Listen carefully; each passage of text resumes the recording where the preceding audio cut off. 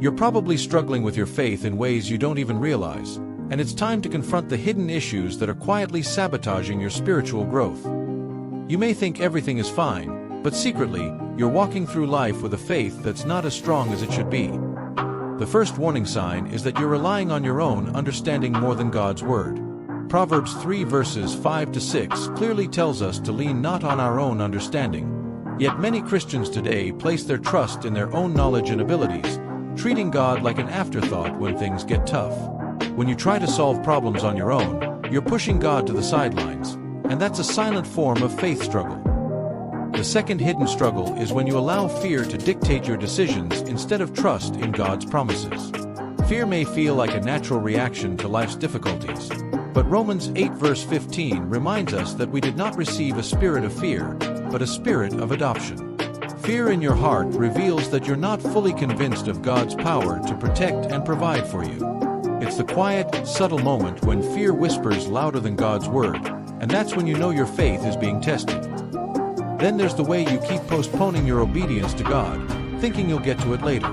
Delayed obedience is still disobedience, and many of us fall into this trap without even realizing it. God's timing is perfect, but when we delay, we show a lack of trust that His way is the best way. James 1 verse 22 warns us to be doers of the word and not hearers only, deceiving ourselves. You may be hearing God's calling, but if you're hesitating or procrastinating, that's a sign your faith is struggling. Another sneaky way you're struggling with your faith is by comparing yourself to others. Comparison steals joy and destroys peace, leaving you feeling inadequate and distant from God's plan for your life. 2 Corinthians 10 verse 12 says that when we compare ourselves to others, we're not wise. Yet, it's a constant battle for so many of us. We look at someone else's life, their spiritual walk, their success, and we start doubting if we're enough.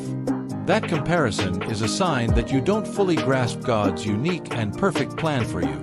Finally, the most subtle sign that your faith is in trouble is when you stop praying with urgency.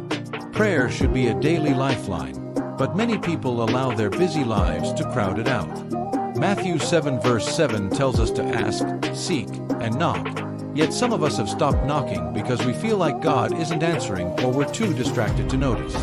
The lack of a passionate prayer life means you're depending more on your own strength than on God's power. These struggles are not always obvious, but they're there, working in the background of your faith journey. It's time to be honest with yourself.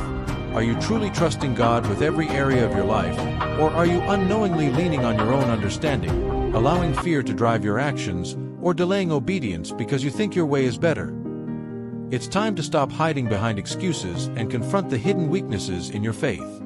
Faith without action is dead, and if you want to grow spiritually, it's time to stop letting these silent struggles undermine the powerful life God has planned for you.